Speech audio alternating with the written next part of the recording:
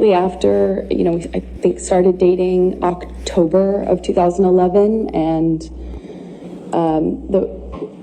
as I mentioned, this bubble, where he'd come over to my house and not leave for like 3 or 4 days, just smoking cigarettes and playing music and reading poetry to me or painting me, or, just talking.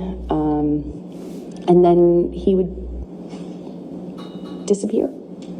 And there'd be just no way to get a hold of him, no way to contact him.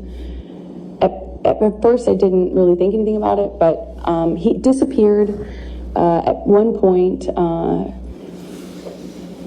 and then came back and said he was dealing with some health issue, and would I join him in the Bahamas?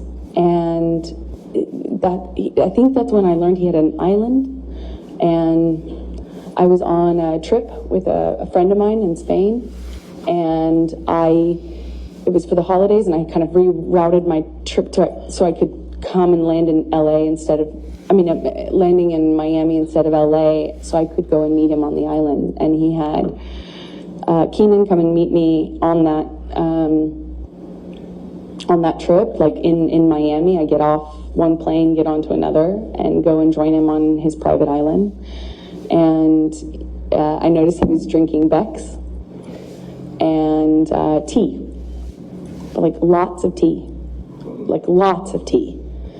And I didn't foolishly think anything of it. I just, thought the man really, seriously, I missed it before, but really, really loves tea. And we had this beautiful, less than a week probably, trip in the Bahamas, a private island, beautiful sandy beaches. It's a scene that you just I had never experienced anything like that. It was a beautiful place, a beautiful time, and I fell head over heels in love with this man. So, after the Bahamas, I assume you came back, and are we talking now early 2012? Yes, that's correct. Okay. So, what were you doing work-wise while you were dating him in this early stage?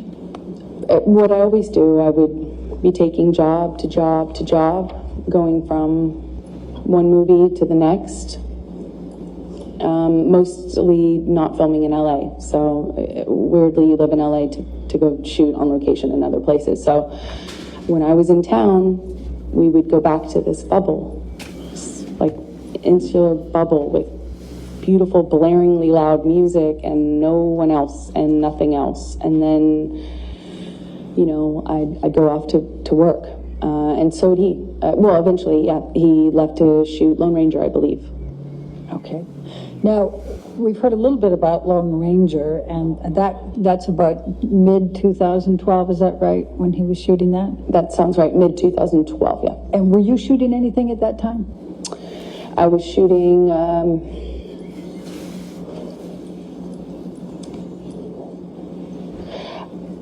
Machete Kills? I believe I was shooting Machete Kills in Austin. I had a small part in a Robert Rodriguez film that shot in Austin.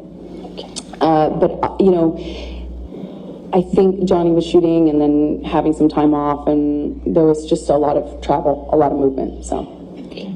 And so what, if any, visiting did you do with Johnny while he was on his set for Lone Ranger, and where was he? Well, he was filming all over the Southwest, and at some point I came to visit him and on one of his locations, and I would stay in the house because I couldn't really, occasionally I would leave with his security guards, but I didn't really have anything to do but visit him for a few days. So I'd cook and kind of stay at home and paint or whatever and wait for him to come home and have dinner ready. And we would have these little bubbles, but kind of scattered throughout the Southwest as he was filming. And at the time, Johnny had, when I first arrived at one of these locations, it was the first time that Johnny told me that he had a health issue, something with his liver, and that he wasn't, that's why he was not drinking. He was drinking a lot of tea, like a lot of tea. Okay. And so we've heard a little testimony about boots. What, if anything, did you do to help Johnny with his boots? Well, I mean, I suppose that I took off his boots, and it made an impression on him, and I was happy to, you know, anything I can do to show love, certainly how I felt about him. But if he wanted to take off his own boots, he certainly could. Did you buy Mr. Depp any knives during that time period? Objection leading. Sustained. What if anything did you do with respect to knives during the time period you were with him in the Lone Ranger? Objection leading. What if anything? Overruled. Johnny had a thing for turquoise, and that eventually, you know, being in the Southwest, it can happen really quickly. I also too really love turquoise, and he has he loved knives. He loves a lot of things. When Johnny loves things, he does it a lot, and lots of it.